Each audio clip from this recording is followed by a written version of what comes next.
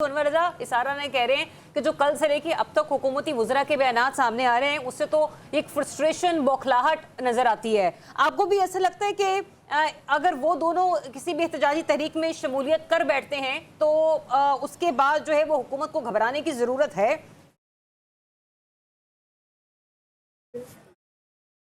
Deliberately जो state है ये है वो जानबूझकर बना देते हैं। उसकी रीजन क्या है कि आप देखिए कि जब को कामयाब करना कोई ना कोई चाहिए जिससे बूस्टअप मिले। और आप देखिए पाकिस्तान में जो पाकिस्तान तरीके से क़यादत मौजूद है इंतशार का शिकार है और उनमें इतनी जान की मुख्तलिफ घरों में तकसीम हुए हैं।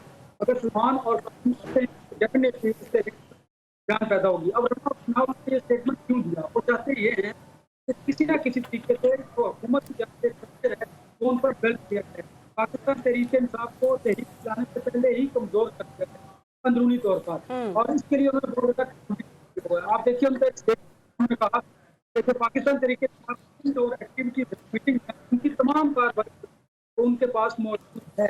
तो आप मुझे बताइए कि ये साबित क्या होता है कि वो तरीके से इस एहतजाजी तहरीक को कमजोर करना चाहते हैं, इसलिए वो तरह के स्टेटमेंट जो है वो दे रहे हैं। एक बात तो ये दूसरी बात देखिए, क्या ये जुर्म है कि आप अपने जो आला पंजाब है उनको स्टेटमेंट है वो कहते हैं कि इमरान खान जो है वो लोगों को आग पे झोंक रहे हैं। जब उनका खुद बच्चे आग पे झोंकने के लिए उन्होंने बुलवा के आ रहे अपने वालिद के लिए, तो इसमें मुझे बताएं क्या आने दीजिए।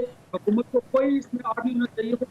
देखे ना वो उनका बाप है जेल में मुश्किल इस वक्त भी अगर उसको बेटो बात नहीं तो कोस देखे। ये तो बात है जो कि जनवर जो हमारी जो हमारा कल्चर इसमें इसको मेरा ख्याल मुदाफ़ा, लेकिन हुकूमत ये तरह के स्टेटमेंट देकर पाकिस्तान तहरीक इंसाफ की मौजूद क़यादत को कमजोर किया जाए, उनमें इंतशार पैदा किया जाए। तो ज़ियाब आपको याद होगा बैरिस्टर गौहर ने इस बात को तस्लीम किया था, जो मैं हमेशा एक बात करता हूं कि 26 नवंबर से पहले तक की जो पोजीशन थी पाकिस्तान तहरीक इंसाफ बहुत मजबूत थी। एक गलत फैसले की वजह से कि आप 26 नंबर चुनने पर नहीं रुके, आप इस्लामाबाद के अंदर आए, उसके बाद अक्सर तब्दील हुए। और अच्छा अनवर रजा, यहाँ पे एक और सवाल मैं आपसे लेना चाहती हूँ ताकि फिर मैं रिजवान नज़ीर साराना की तरफ उस सवाल के लिए बाद में जाऊँ। मुझे ये बताइएगा, आज सदर पीटीआई परवेज इलाही साहब का भी एक स्टेटमेंट सामने आया। उन्होंने कहा कि मज़ाहमत से बेहतर मफाहमत है। बानी पीटीआई कहते हैं कि अब मज़ाहमत ही मज़ाहमत होगी, कोई मफाहमत नहीं होगी, मुज़ाकरात नहीं होंगे। तो इसके बाद ये कहा जा सकता है कि अब भी जो है वो पाकिस्तान तहरीक इंसाफ एहतजाजी तहरीक में मफाहमत या मज़ाहमत को लेकर ताहाल गुमगू का शिकार है? नहीं जरा आप ये गुमगू का शिकार ही मेरी नजर में। आप जरा गौर कीजिए तो मैं किस बुनियाद पर ये बात कर रहा हूँ जी। अब जो प्रो एस्टेब्लिशमेंट माजी में लोग रह चुके हैं, जिनका एस्टेब्लिशमेंट से रहा है, इलाही साहब, शाह महमूद कुरैशी साहब और इस तरह के लोग जो एस्टेब्लिशमेंट के करीब हैं, मुख्तदर को जानते हैं, अब वो चाहते ये हैं कि किसी न किसी तरीके से मुज़ाकरात किए जाएं, क्योंकि अब इस तय कर चुकी है कि उन्होंने सोशल मीडिया पर एजेंडा लेकर चलेगा, उनको तय नहीं करना, पाकिस्तान तहरीक इंसाफ को हर सूरत में क्रैश करना है। अब वो जो चुके एस्टेब्लिशमेंट के लोग रहे हैं वो सारी हिरार्की को एस्टेब्लिशमेंट कैसे मूव करे, इसलिए वो मुज़ाकरात की हैं और मौका।